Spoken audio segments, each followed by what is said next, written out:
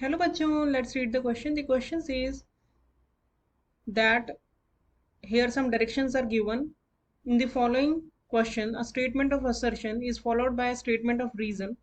Of the following statements, choose the correct one. Option A is both A and R are correct and R is the correct explanation of A.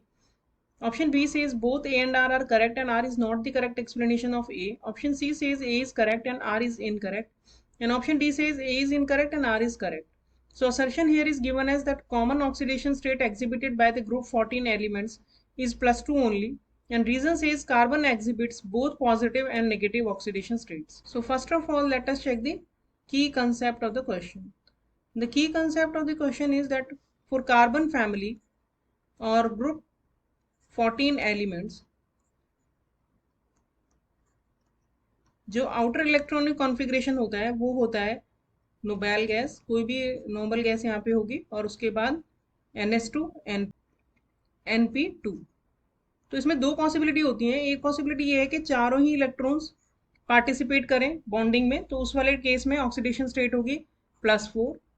और अगर इनमें से ये दो जो हैं NH2 वाले, they will not participate in bonding due to inert pair effect. Inert pair effect होता है कि जब due to the poor shielding of D and F electrons, जो हायर एलिमेंट्स होते हैं एक ग्रुप के या फिर हैवियर एलिमेंट्स होते हैं ग्रुप के, उनमें NH2 जो है वो ज़्यादा इफेक्टिवली अट्रैक्टेड हो जाता है टुवर्ड्स द न्यूक्लियस और इसीलिए वो बॉन्डिंग में पार्टिसिपेट नहीं करता है। तो अगर सिर्फ NP2 इलेक्ट्रॉन्स ही पार्टिसिपेट कर रहे हैं बॉन्डिंग में, तो उस वाले केस में ऑक्सीडेशन स्टेट होगी +2।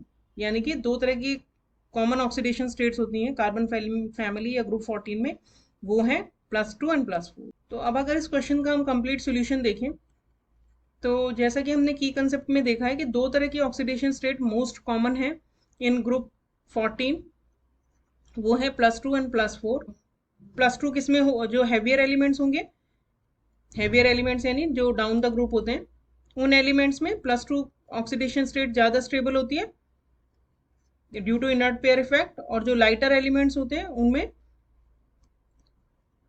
+4 ऑक्सीडेशन स्टेट ज़्यादा कॉमन होती है क्योंकि उनमें इनर्ट पेयर इफेक्ट इतना ज़्यादा बहुत ज़्यादा नहीं पाया जाता है क्योंकि उसमें D एंड F इलेक्ट्रॉन्स नहीं होते। अब बात आती है कार्बन की। तो कार्बन कैन एग्जिबिट +2 +4 और उसके अलावा नेगेटिव ऑक्सीडेशन स्टेट भी दिखा सकता है। नेगेटिव ऑक्सीडेशन स्टेट कार्बन किस में दिखाता है? नेगेटिव ऑक्सीडेशन स्टेट कार्बन दिखाता है हाइड्रोकार्बन्स में, जैसे कि मिथेन हो गया, इथेन हो गया, इनमें हाइड्रोजन के साथ बॉन्डेड है और हाइड्रोजन जो होता है वो लेस इलेक्ट्रोनेगेटिव होता है देन कार्बन, इसीलिए कार्बन जो है इनमें नेगेटिव ऑक्सीडेशन स्टेट शो करता है। और जो +4 ऑक्सीडेशन स्टेट्स होती हैं वो जनरली कोवेलेंट होती हैं क्योंकि 4 इलेक्ट्रॉन्स को निकाल के उनमें आयन बनाना C4+ या कोई भी उसका 4+ आयन बनाना बहुत डिफिकल्ट होता है क्योंकि उसके लिए बहुत ज़्यादा हाई आयनाइजेशन एनर्जी की रिक्वायरमेंट होती है। तो यानी कि हमारा जो असर्शन है वो तो रॉन्ग हो गया क्योंकि इसमें +2 ओनली बोला हुआ है, लेकिन हमारा रीजन करेक्ट हो गया क्योंकि carbon can exhibit both positive and negative oxidation state. तो हमारा करेक्ट ऑप्शन हो गया option D. Hope you understood the solution well. Thank you.